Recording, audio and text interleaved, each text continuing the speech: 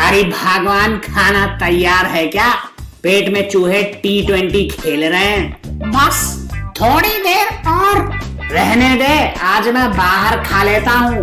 5 minute रुको। क्यों? 5 minute में क्या खाना तैयार हो जाएगा?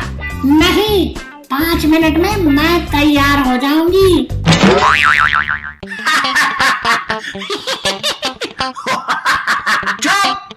हंसना मना है। बेटा पप्पू, समझ के मैंने तुझे 10 लड्डू दिए।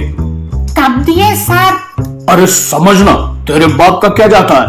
समझ गया सर। और उसमें से 5 लड्डू तूने मुझे वापस कर दिए, तो बता तेरे पास कितने लड्डू बचे?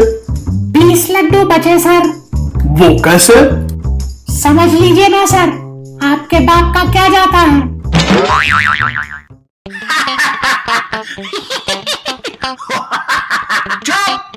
हंसना मना है।